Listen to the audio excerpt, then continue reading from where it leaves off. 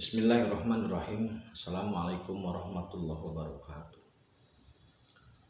Dengan selalu mengharapkan rahmat, berkah dan ridho Allah, semoga kita selalu dalam bimbingan, selalu dalam ridho Allah Subhanahu wa taala. Subhanallah walhamdulillah, astagfirullah wallah.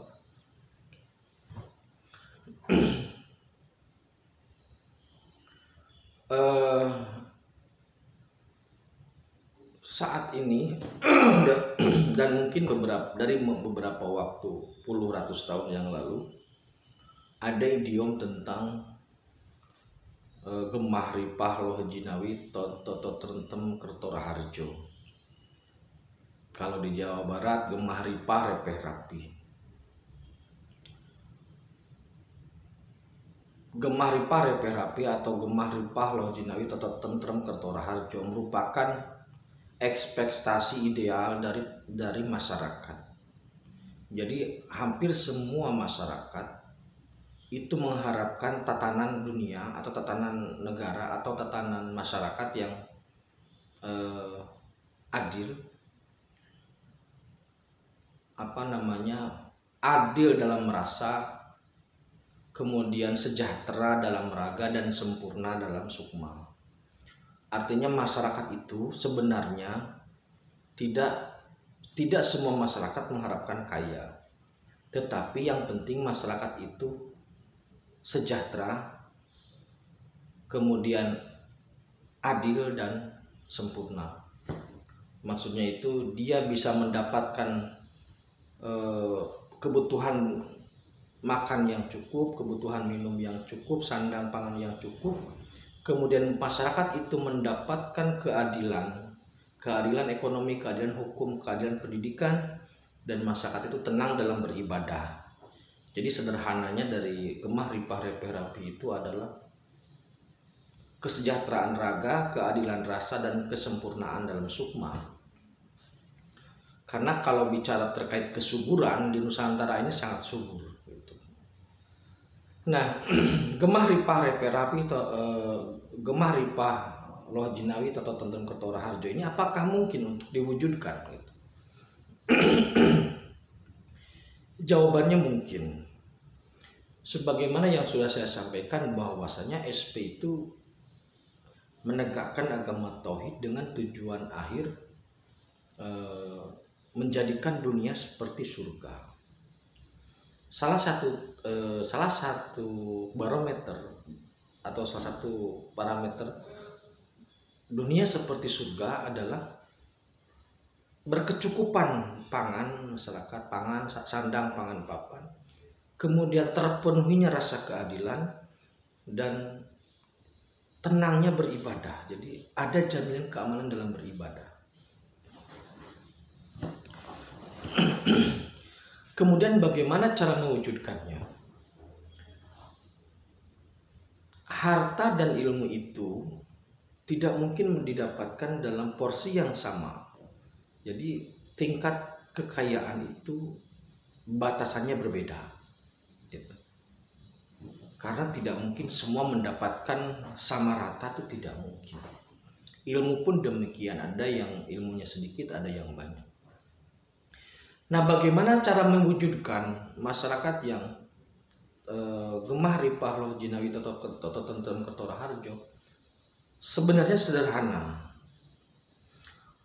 Konsep SP untuk membangun masyarakat seperti ini, atau dalam bahasa Arabnya baldatun thayyibatun itu, kemudian semoga Robun Gofur, sederhana. Yang pertama, jika Anda seorang pemimpin, maka Anda harus amanah. Yang kedua, jika Anda posisinya di tengah sebagai penjembatan atau staf, maka Anda harus bersyukur. Jika Anda posisinya di bawah, maka Anda harus bersabar. Jangan sebaliknya. Ketika Anda jadi pejabat berkhianat, ketika menjadi staf kufur, dan ketika menjadi masyarakat di bawah tidak sabar. Kita bahasnya begini.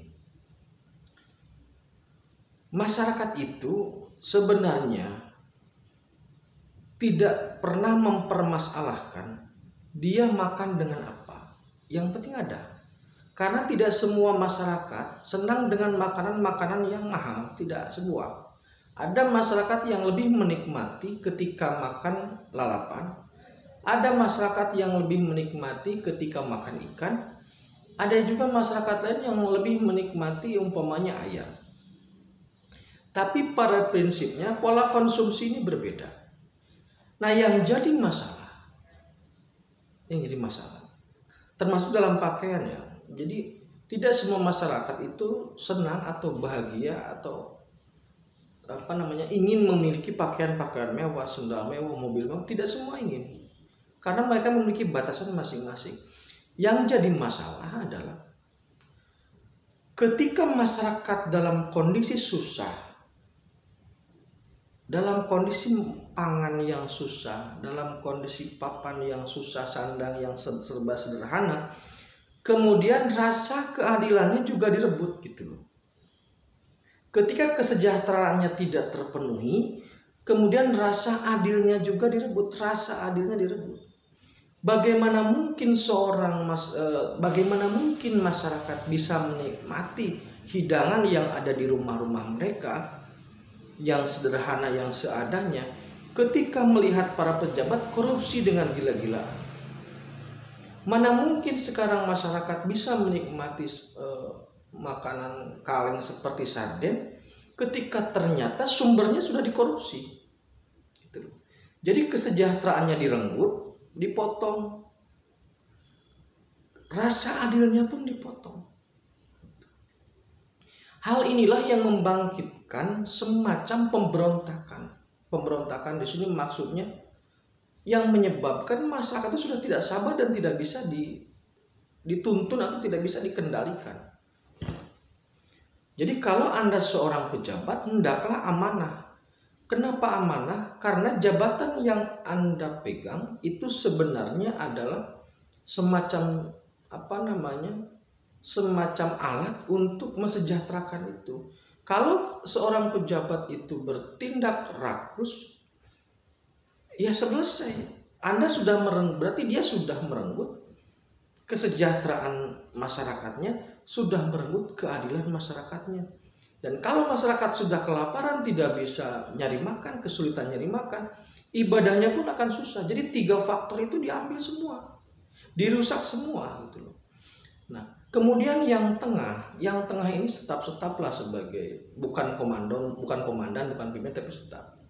Anda harus bersyukur dalam artian Anda menjadi jembatan yang mampu menjadi akses dari atas ke bawah, juga dari bawah ke atas. Saat ini kondisinya begini, yang atas rakus nginjek, yang tengah sikut sono sikut sini, yang bawah menggerobot. Yang tengah biasanya kan dia melihat dekat dengan pejabat atau komandannya atau pemimpinnya lah maksudnya. Ketika melihat perilaku pemimpinnya yang tidak amanah, tidak bisa menjadi tauladan, maka secara otomatis dia pun akan melakukan langkah-langkah, sebagian lah itu melakukan langkah-langkah yang menurut mereka itu tidak masalah, toh pemimpin saya juga seperti itu. Jadi tingkat kebersyukuran di tengah ini untuk sebagian orang itu, untuk sebagian staf-staf itu memang sangat rendah. Karena apa? Yang tengah ini pinginnya naik ke atas gitu. Secara ekonomi pingin naik ke atas.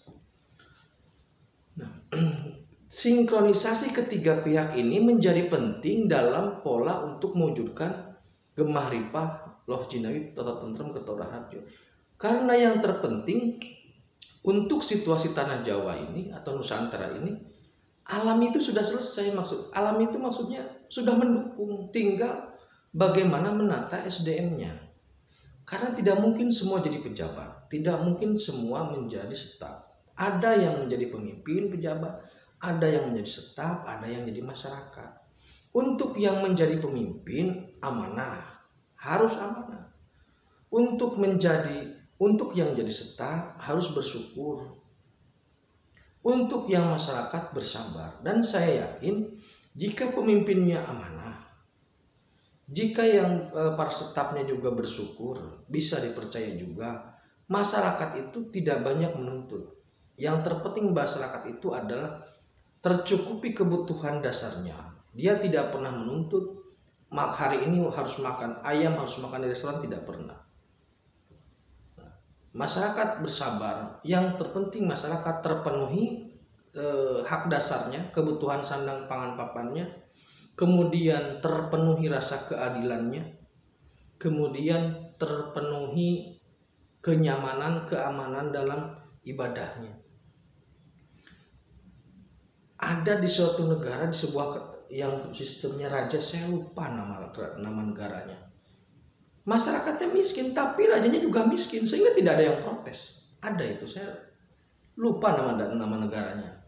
Butan apa ya?